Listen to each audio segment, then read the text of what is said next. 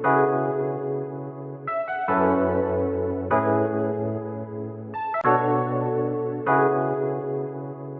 ទសួស្តីបងប្អូនអរគ្នាស្វាគមន៍មកកាន់ channel របស់ខ្ញុំ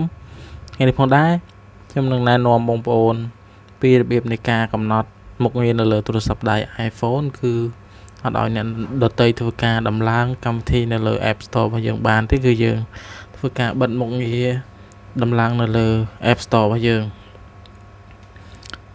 អញ្ចឹងមុននឹងចូលទៅកាន់វីដេអូរបស់ខ្ញុំបងប្អូនដែលអត់ទាន់ចុច Subscribe កុំភ្លេចចុច Subscribe និងរូបកណ្ដឹងម្នាក់មួយផងដើម្បីទទួលបានវីដេអូថ្មីបាទកុំឲ្យខាតពេលវេលាយូរយើងចូលទៅអនុវត្តទាំងអស់គ្នាអញ្ចឹងដំបូងឡើយបងប្អូនដែលប្រើប្រាស់ទូរស័ព្ទ iPhone ឬក៏ iPad អ្នកទាំងអស់គ្នានេះខ្ញុំធ្វើការបង្ហាញបងប្អូនទាំងអស់គ្នានេះនៅលើទូរស័ព្ទដៃ iPhone 12 Pro Max អញ្ចឹងមុខងារនេះគឺយើងមានគ្រប់ model នៅលើទូរស័ព្ទដៃរបស់យើងអញ្ចឹងបងប្អូនគ្រាន់តែចូលទៅកាន់ setting ដោយដំបូងបងប្អូនឃើញនេះជា App Store របស់ខ្ញុំអញ្ចឹងបងប្អូនចូលទៅកាន់ setting នៃទូរស័ព្ទដៃបងប្អូនអញ្ចឹងបន្ទាប់ពីបងប្អូនចូលមកកាន់ setting ហើយបងប្អូនទាំងអស់គ្នាត្រូវធ្វើការ scroll មកខាងក្រោមបងប្អូនរើពាក្យមួយដែលវាដាក់ឈ្មោះថា screen time អញ្ចឹងបងប្អូនចុចចូល screen time រួចបងប្អូនរើពាក្យថា content and privacy restriction រួចបើសិនជាបងប្អូនអត់ទាន់ឃើញលេខនេះបើកទេបងប្អូនអាចចុចបើកលេខនេះដំបូងឡើយលេខនេះអាចនឹងបិទដែលបងប្អូនអត់ទាន់ដែរបានចូលបន្ទាប់ពីបងប្អូនចុចបើកលេខនេះហើយបងប្អូនត្រូវរើពាក្យមួយដាក់ឈ្មោះថាខាងលើនេះបងប្អូន iTunes and App Store Purchase អញ្ចឹងបងប្អូនចូលលើនេះរួចបងប្អូននឹងឃើញពាក្យថា installing app អញ្ចឹងបងប្អូនចុចលេខនេះវាឃើញពាក្យ allow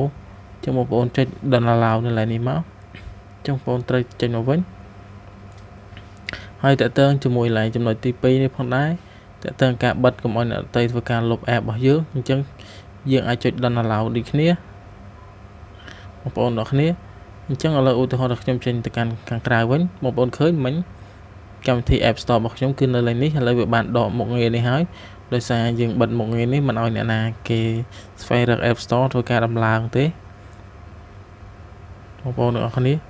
ឡូវឧទាហរណ៍ថាខ្ញុំចង់លុបកម្មវិធីណាមួយឥឡូវឧទាហរណ៍ថាខ្ញុំលុបកម្មវិធី Facebook អញ្ចឹងខ្ញុំចុចទៅលើ Facebook អញ្ចឹងវាមានតែពាក្យថា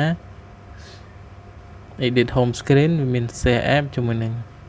remove app អត់មានពាក្យ delete app ទេបងប្អូនអញ្ចឹងវាដាក់ថា remove from home screen អញ្ចឹងមានន័យថាវា remove ចេញពី home screen របស់យើងតែវានៅក្នុង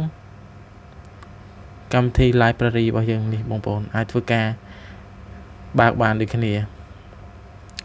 អញ្ចឹងមុខងារនេះគឺបិទមុខងារមិនឲ្យអ្នកដទៃលុប app របស់យើងហើយក៏មិនឲ្យអ្នកដទៃធ្វើការដំឡើង app នៅលើទូរស័ព្ទដៃរបស់យើងបានដូចគ្នាអញ្ចឹងយើងដើម្បីបើកវិញយើងគ្រាន់តែចូលទៅកាន់ setting ដដែលបងប្អូនអរគ្នានេះបងប្អូនចូលទៅកាន់ setting បងប្អូនចូលកន្លែង content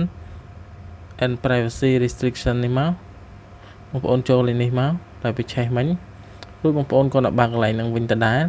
បងប្អូនចុច allow វិញមករួចបងប្អូនធ្វើការកន្លែងនេះបើក allow វិញដែរមក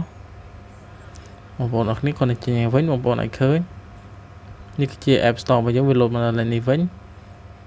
ហើយតើតើកម្មវិធីដែលបងប្អូនចង់លុបឥឡូវឧទាហរណ៍ខ្ញុំលុបកម្មវិធីផ្សេងលើកម្មវិធីមួយនេះ